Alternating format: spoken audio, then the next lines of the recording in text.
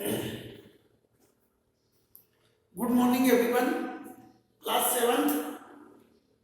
Today we will start chapter 5 lines and angles, exercise 5.2. I have drawn all the diagrams which are given in your book with the question first, second, third, fourth, and fifth also we have given the diagram and sixth also, but I did not draw them. I explain firstly these sums. पहले मैं आपको ये बता देता हूं कि जब to parallel lines होती है और एक ट्रांसवर्सल लाइन मतलब उनको इंटरसेक्ट करने वाली लाइन होती है तो कैसे एंगल बनते हैं, उनके क्या नेम होते हैं। वैसे क्लास 6 में भी शायद हमने पढ़ा है, पर अभी समझ लीजिए। इनमें मैं वो एंगल बताऊंगा आपको, लेकिन पहले मैं अलग समझा रहा हूं। सपोज हमने A and B, these two lines are parallel. Parallel मतलब इनके बीच का डिस्टेंस बिल्कुल सेम है एनी पॉइंट पर, और अगर एक ट्रांसवर्सल लाइन इनको सी इंटरसेक्ट करती है तो अब इसमें कितने तरह के एंगल बनते हैं, उनकी प्रॉपर्टी क्या होती है समझ लीजिए। This is suppose angle 1 and angle 2, ये कहलाते हैं कॉरेस्पॉन्डिंग एंगल और ये इक्वल होते हैं। अगर ये 120 डिग्री है तो ये भी 120 डिग्री ही होगा। Similarly these are also corresponding angle, similarly these are also corresponding angle and these are also corresponding angle. Means अगर two parallel lines we have given and one is transversal, then four corresponding angles will be formed. First thing is clear, corresponding angle and they will be equal. एक angle मालूम है तो दूसरा हम बता सकते हैं। ये कंडीशन केवल जब टू पैरेलल लाइंस है और एक वन ट्रांसवर्सल लाइन है उसी में होती है। अदर थिंग्स, दूसरी एक और इंपॉर्टेंट बात बता देता हूं कि ये ट्रांसवर्सल लाइन के जो इंटीरियर एंगल है, ये इंटीरियर एंगल के पेयर का जो सम है वो सप्लीमेंट्री मतलब 180 डिग्री होता है। You understand? मतलब इधर के भी दोनों इंटीरियर एंगल का सम 180 और इधर भी। अगर आपको मान लिया जाए कि ये नहीं बताया जाए कि ए और बी पैरेलल है और ये बता दिया जाए कि दोनों का सम 180 है तो आप कह सकते हो कि ये दोनों लाइन पैरेलल है। और ये जरूरी नहीं कि लाइन पैरेलल ऐसी ही हो, डायग्राम ऐसा भी हो सकता है। ये टू लाइन इस तरह पैरेलल और वन ट्रांसवर्सल लाइन ऐसी भी हो सकती है। मतलब ये हॉरिजॉन्टल भी हो सकती है पैरेलल लाइन और वर्टिकली भी हो सकती है, पर कंडीशन सेम रहेगी। अब अगले एंगल की बात कर रहा हूं, मैंने अभी कॉरेस्पॉन्डिंग एंगल आपको एक्सप्लेन किया। अब जेड शेप में ऐसे में हम बात कर रहे हैं तो दीस टू एंगल 1 एंड 2 इनको मैंने नाम दे दिया। These angles are called alternate interior angle और ये भी इक्वल होते हैं। Suppose this is 110, that will be 110। Very clear? और ये वर्टिकली एंगल होते ही ये इक्वल होते हैं, इसी तरह ये भी इक्वल हो गए वर्टिकली एंगल। तो अभी मैंने दूसरा आपको बता दिया, पहला कॉरेस्पॉन्डिंग एंगल बताया, दूसरा मैंने बताया अल्टरनेट इंटीरियर एंगल। तो वन पेयर तो ये हो गया अल्टरनेट इंटीरियर एंगल का और सेकंड पेयर ये हो गया। ये दोनों भी इक्वल रहेंगे, ये भी अल्टरनेट इंटीरियर एंगल। ये 70 है तो ये भी 70 हो गया। देखिए 110 और 70 180, 110 70 180। तो अब आपने समझ लिया alternate interior angle. Alternate interior angle दो शेप में बनते हैं, तो जेड शेप में और एक एम शेप में। जेड शेप में कब बना? जब ये टू लाइन पैरेलल है और ये लाइन ट्रांसवर्सल ऐसी बनी, तो ये जेड शेप ये यहां गया। एम शेप में कब बनते हैं? जब टू पैरेलल लाइन इस तरह से होती है और वन ट्रांसवर्सल लाइन ये होती है, तो ये एम शेप। ये अल्टरनेट इंटीरियर एंगल। तो आपने अल्टरनेट इंटीरियर एंगल समझ लिया, कॉरेस्पॉन्डिंग एंगल समझ लिया, वर्टिकली अपोजिट एंगल समझ लिया, और इंटीरियर एंगल जो पैरेलल लाइन के बीच में ट्रांसवर्सल लाइन बनाती है वो समझ लिया। अब हम यही बात हमको इस एक्सरसाइज में समझाना है। तो मैंने आपको पहले इंट्रोड्यूस कर दिया सभी चीजों से, अब हम इन क्वेश्चनों के आंसर देंगे। See the question number 1, state the property that needs each in the following statements। अब इन स्टेटमेंट में कौन से प्रॉपर्टी यूज हुई है ये बताना आपको।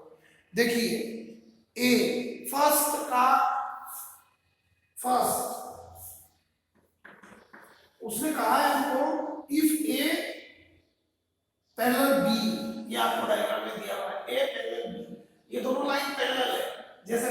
पॉइंट यहाँ होती है पैरेलल, ऐसे ये बोर्ड की अपोजिट साइड है पैरेलल, ये बुक की अपोजिट साइड पैरेलल, आ गया समझ में? A and B are parallel, then angle 1 is equal to angle 2, angle 5. Now angle 1 और angle 5 के बारे में बताएंगे। तो ये एक साइड में बनने वाले angle, these are known as the corresponding angle. In angle को क्या कहेंगे? corresponding angle. तो angle 1 and angle 5 are corresponding angles. पूरी स्पेलिंग आपको पीछे आंसर शीट में दी है, वहां से लिख लीजिए, मैं समझा रहा हूं। आपको आंसर लिखना है, first question and then answer. फिर सेकंड में क्या पूछा? करस्पॉन्डिंग एंगल की स्पेलिंग पूरी लिखेंगे। दूसरा पेयर आपको दिया है, if angle 1 angle 4 is equal to angle 6 then A parallel B. अगर ए और बी पैरेलल है and angle 4 and angle 6 are equal, तो कौन से एंगल है, कौन से एंगल प्रॉपर्टी? ये है alternate interior angles, alternate interior angles property, ये हमने प्रॉपर्टी के लिए। थर्ड, आपको बुक में पीछे आंसर दिए, अभी आप लोगों को ये सारे क्वेश्चन करना है, इसलिए मैं पूरी स्पेलिंग नहीं लिख रहा हूं। आपको ये क्वेश्चन फेयर कॉपी में करना है और क्वेश्चन लिख के फिर आंसर, क्वेश्चन लिख के फिर आंसर, ऐसा लिखना है। Third, angle 1 plus angle 5 is equal to 180 degree, then A parallel, A और बी पैरेलल है, और आपको ये कहा है angle 4 plus angle 5 is equal to 180 degree. 4 और 5 अगर 180 डिग्री है तो इसमें आप लिखेंगे the pair of interior angles on the same side of transversal. ये ट्रांसवर्सल लाइन है और इनके इंटीरियर एंगल का पेयर है सेम साइड, तो ये क्या होते हैं? Supplementary. The pair of interior angle of the same side, एक ही तरफ के transversal to the transversal are supplementary, और सप्लीमेंट्री ना लिखना चाहे तो 180 डिग्री लिखेंगे, क्योंकि सप्लीमेंट्री का मतलब ही होता है 180 degree, the sum of two angle is 180 degree, and complementary the sum of two angle is 90 degree. तो मैंने तीनों आंसर के जवाब आपको बता दिए हैं, तीनों क्वेश्चन के आंसर दिए हैं, और आपको ये question answer, question answer, question answer लिखना है। Now question number 2, in the adjoining figure identify first the pair of corresponding angles। अब आप देखिए यहां पर आपको जो क्वेश्चन यहां था उसमें हमने करस्पॉन्डिंग और इंटीरियर एंगल बताया, अब आपको ये बता दिया कि करस्पॉन्डिंग एंगल, क्वेश्चन नंबर 2 में करस्पॉन्डिंग एंगल लिखना फर्स्ट में।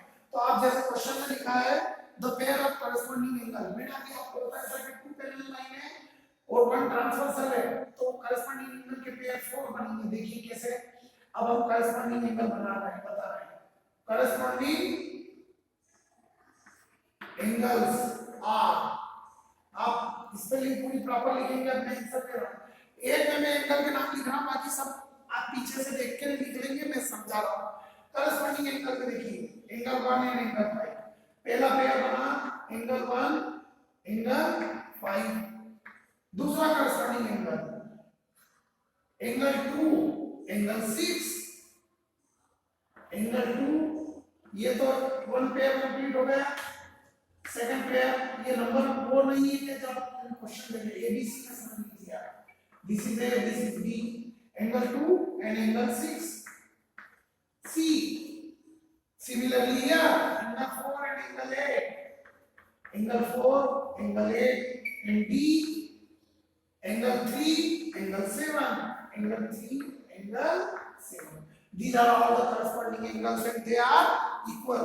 अब ये जरूरी नहीं है कि पहले आप ये 1 से और 5 लिखें, आप ये फर्स्ट लिख सकते हैं, लेकिन सीरियल वाइज समझते हैं तो ज्यादा बेटर होगा।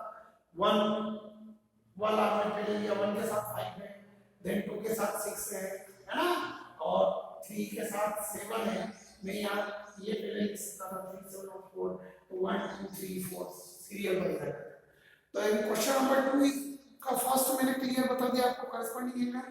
सेकंड में इसने पूछा है the pair of alternate interior angle, alternate interior angle z और m शेप में बनते हैं, तो z शेप देखिए, ये z शेप, तो पहला 3 and 5 second answer. Alternate interior angle होता है, समझना है, थर्ड टाइम बता रहा हूं, मैंने पहले एग्जांपल में बताया, फिर इस क्वेश्चन बताया, अब यहां बता रहा हूं, थर्ड टाइम बता रहा हूं। अल्टरनेट इंटीरियर एंगल का angle 3 is equal to angle 5, angle 3 and angle 5, angle 3 and angle 5, angle 3 और 5 हो गया, similarly 2 and 8, angle 2 and angle 8। अब थर्ड में उसने पूछा है the pair of interior angle on the same side of the transversal. ये सी ट्रांसवर्सल लाइन है जो एबी को इंटरसेक्ट कर रही है, इनके सेम साइड के इंटीरियर एंगल का पेयर कौन सा है? तो 3 and 8, 2 and 5। This is question number third answer. Angle 3 angle 8 और एंगल 2 एंड एंगल 5, इन दोनों का सम 180, इन दोनों का सम भी 180 होगा। फोर्थ इसमें दिया है द वर्टिकली अपोजिट एंगल्स, तो ये भी आपको लिखना vertically opposite angle 1 and 3, 2 and 4, 5 and 7, 8 and 6। इस तरह मैंने आपको क्वेश्चन नंबर फर्स्ट और सेकंड समझा दिया है पूरा। आई होप कि यू अंडरस्टैंड। आंसर पीछे देख कर लिख सकते हैं आप, मैंने समझा भी दिया है, यहां से लिखने की जरूरत नहीं है क्योंकि पजल होते हैं इस तरीके के एग्जाम में। देन फर्स्ट एंड सेकंड में आपको रखना आप क्वेश्चन नंबर थर्ड। इन प्रॉपर्टी के आधार पर अब हम क्वेश्चन नंबर थर्ड सॉल्व करेंगे। It is good and interesting question. See इन एंगलों को पहचान करेंगे थर्ड। इसमें आपको question number third firstly we will read in the adjoining figure P parallel Q, P and Q are parallel lines। अब इसमें वर्टिकली पैरेलल लाइन दी है। फाइंड द अननोन एंगल्स, और अननोन एंगल बताना है आपको A B C D E F, और one angle दिया है 125। अब PQ पैरेलल है और this line is a transversal line. Then C सबसे पहले कॉरेस्पॉन्डिंग एंगल में देखा तो 125 किसके इक्वल होगा? D के। सो हमने फर्स्ट लिखा D is equal to 125 degree, और D 125 क्यों हुआ? Because corresponding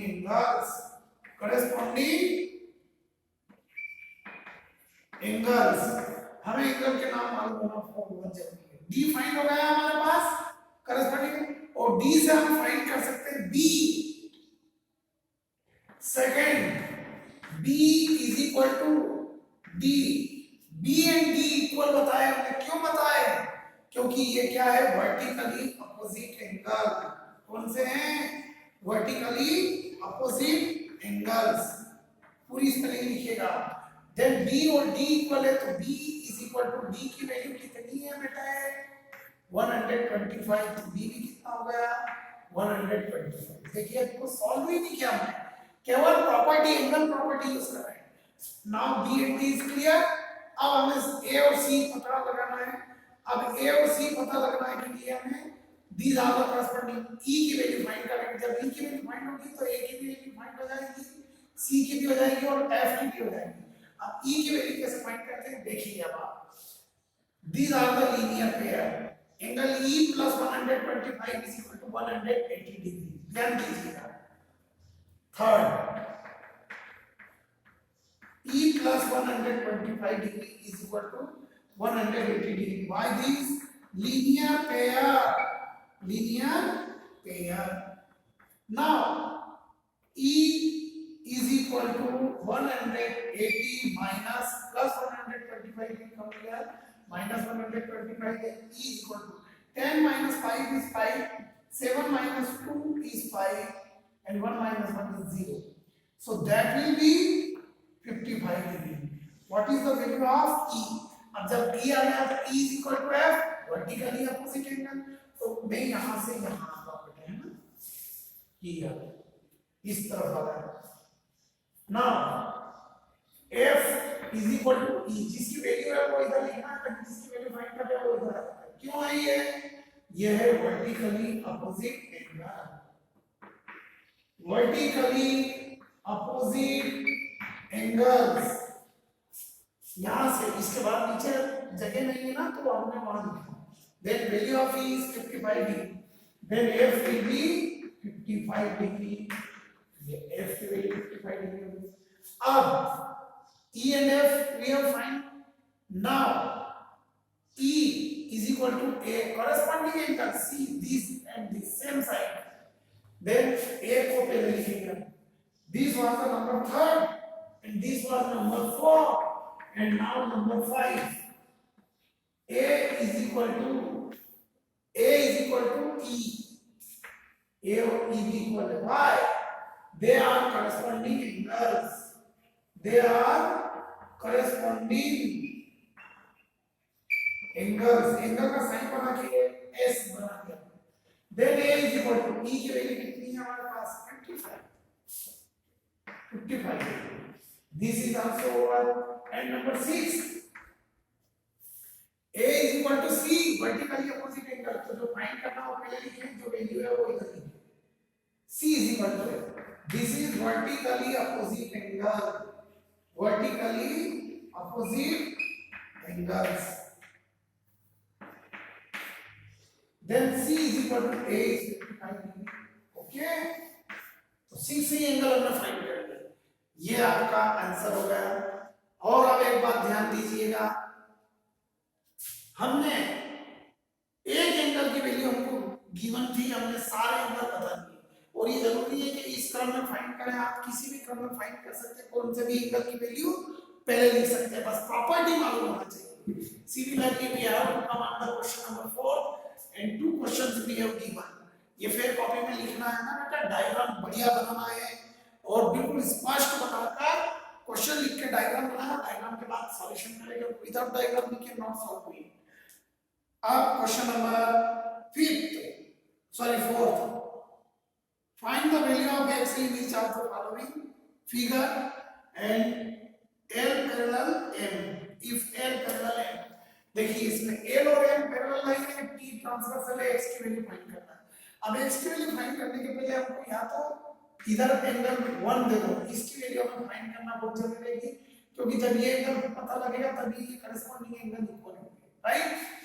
या फिर हम यूं कहते हैं कि 110 है तो ये भी 110 वर्टिकली अपोजिट एंगल, और ये जो इंटीरियर एंगल है same side of the transversal, they will be supplementary, sum 180 होगा, तो 180 में से 110 फाइंड माइनस करेंगे. कैसे भी कर सकते हैं, बस आपको प्रॉपर्टीज मालूम होना चाहिए. अब हमने इसको एंगल 1 दे दिया. ओके बेटे, अब हम लिख रहे हैं angle 1 plus 110 is equal to 180. Why? Linear pair. ये स्टेटमेंट थोड़ा इजी है इसलिए मैं इस पे ले जाता हूं. अगर ये आप यहां से यहां लाएंगे 110 वर्टिकली अपोजिट एंगल करके, और फिर आप same side angle of the transversal, तो आपको लिखने में लंबा पड़ेगा, इसलिए मैं ये छोटे स्टेटमेंट लिखा. Then angle 1 is equal to 180 minus 110. Then angle 1 is equal to 70 degree. ये हमने एंगल 1 फाइंड करा, जो हमें नहीं फाइंड करना था फिर भी किया. अब हम लिखेंगे ये first case and other case second. This is the first case, पहले हमने ये फाइंड किया, and this is the second case. अब हमें x फाइंड करना है. Then x is equal to angle 1. x and 1 equal. Why they are equal? Yes, corresponding angles. They are corresponding angles. Corresponding angles. Now angle x is equal to 1 की value 70 है, then x will be 70. Got it? इस तरह हमने first question solve कर दिया. अब second, इसी question का फोर्थ का सेकंड ये डायग्राम सॉल्व करेंगे. ये नोट कर ले, मैं रफ कर रहा हूं, और सेकंड को हम सॉल्व करेंगे क्योंकि बेटे जगह नहीं है ना हमारे पास. ये फर्स्ट डायग्राम भी रिमूव कर रहा हूं मैं. अब क्वेश्चन नंबर सेकंड पर फोकस करेंगे, और ये भी रफ कर देता हूं मैं क्योंकि हमको फिफ्थ और सिक्स्थ क्वेश्चन भी करना है. जितना कम बोर्ड पर लिखा होगा आपका फोकस उतना ज्यादा कंसंट्रेशन रहेगा. सी दिस डायग्राम, इसमें भी आपको x की वैल्यू फाइंड करना. This is x. L and M are parallel and A and D also parallel. अब आप देखिए, this is 100 degree, so this will be 100 degree. x भी क्या हो जाएगा 100 डिग्री, क्योंकि L और M पैरेलल है. बहुत ही सिंपल है, तो बहुत simple. C x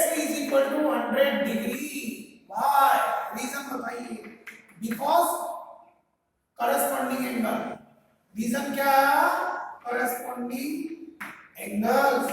Why they are corresponding angle? L and M are parallel and A is the transversal line. तो ये सेम साइड के एंगल हो गए corresponding angle. ये हो गया आपका आंसर कंप्लीट. अब हम क्वेश्चन नंबर कौन सा स्टार्ट करेंगे? Question number 5th. पहले मैं 5th का डायग्राम बना देता हूं. एक एंगल दिया है आपको ABC. See the question number 5th. This is point A, B and point C. Then another we have given D, E, F in that manner. D, E and F means क्या दिया है इसमें? AB के parallel DE and BC के parallel है EF. और आपको ये बताया गया है 70 degree angle B. Angle B you have given 70 degree. And this intersecting point is at G. Okay? अब हम क्वेश्चन नंबर 5 तो पढ़ेंगे. In the given figure, the arms of two angles are parallel. एक एंगल है ABC and दूसरा angle है DEF. तो इनकी arms parallel means you have given AB parallel DE and BC parallel EF. This is given. अगला, if angle ABC is equal to 70 degree, angle ABC is equal to 70 degree, then find first angle DGC. Find करना हमको first angle DGC. DGC, this is angle 1, okay? And another, ये angle 1 and second angle हमको find करना है angle DEF. Angle DEF. This is angle. What is C? Very simple. देखिए बहुत simple. AB parallel DE and BC is transversal line. Then angle 1 is equal to 70 degree corresponding angle. First angle DGC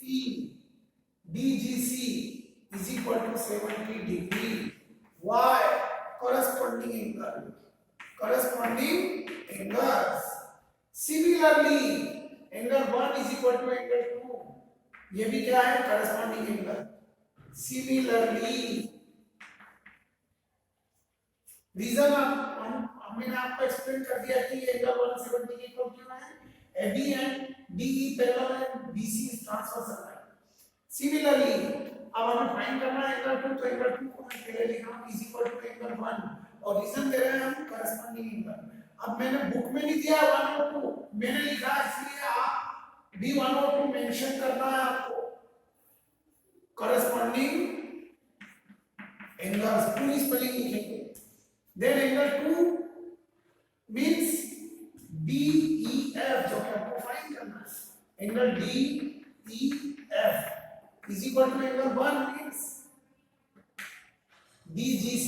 हम ये 1 और 2 की बजाय यही लिख देते हैं, नियम लिख देते हैं. Angle DEF is equal to angle DGC और DGC हम फाइंड कर चुके हैं.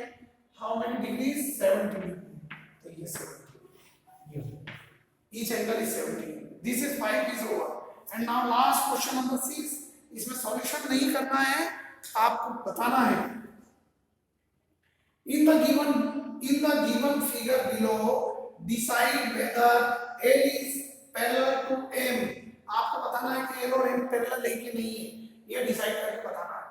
अब ये मैं रफ कर दूं क्योंकि हमको क्वेश्चन नंबर 6 के डायग्राम बनाना है और डायग्राम में मैं समझा दूंगा कि वो पैरेलल है कि नहीं, क्योंकि प्रॉपर्टी अगर हमें मालूम है यदि corresponding angle vertically opposite angle corresponding angle और अल्टरनेट एंगल बनेंगे तो ही वो पैरेलल है. 6 का फर्स्ट डायग्राम देखिए. आपको L और M दिया हुआ है. L एम ऐसा दिया हुआ है और ट्रांसवर्सल लाइन दी है आपको एम। मेजरमेंट ऑफ एंगल दिया है 126 डिग्री एंड 44 डिग्री। अब आपको मालूम है कि अगर एल और एन पैरेलल है और एक ट्रांसवर्सल लाइन है तो ट्रांसवर्सल लाइन के सेम साइड के इंटीरियर एंगल अगर सप्लीमेंट्री हो या इनका सम 180 डिग्री होगा तो ये दोनों पैरेलल होंगे। अब अगर इन दोनों को प्लस करें सी 126 प्लस 44 इज इक्वल टू 10 का 0 carry 1 5 4 2 7 and 170. So therefore L is not parallel M. L not parallel M. L और M parallel नहीं है फर्स्ट में क्योंकि इनका सम कितना आ रहा 170। अगर ये 180 होता तो ये सप्लीमेंट्री सॉरी ये 180 होता तो सप्लीमेंट्री होता तो ये दोनों पैरेलल हो जाते। तो अब आपको समझ में आया कि क्यों पैरेलल नहीं है। सेकंड प्रॉपर्टी लगा के पता लगाना है। सेकंड में आपको दिया है एल एंड एम, आप देखते ही कह सकते हो एल एंड एम और this is and this angle is 75 degree and that angle is also 75 degree. या आप देखिएगा इसको आप जो है अल्टरनेट एंगल नहीं कह सकते हैं, ध्यान रखिएगा क्योंकि अल्टरनेट एंगल जेड शेप में बनते हैं। अगर ये है तो ये 75 बना था जबकि ये 75 है तो ये 105 है और ये अल्टरनेट एंगल इक्वल नहीं है। ये 75 है तो ये कितना होगा 105 क्योंकि दोनों का सम 180 है। तो इसमें alternate angle are not equal and corresponding angle भी नहीं बन रहे हैं तो ये भी L is not parallel. alternate angles are not equal, so therefore L is not parallel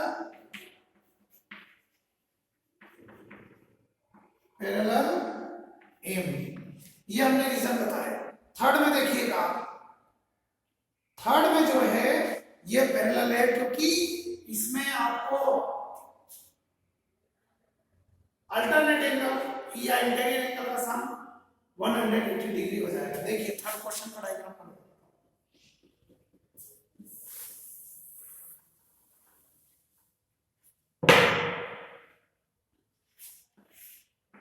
This is L, this is M and this is N. This angle is 57 degree and that angle is 123 degree. This is 57, so this will be 57. And now see, their sum will be 180.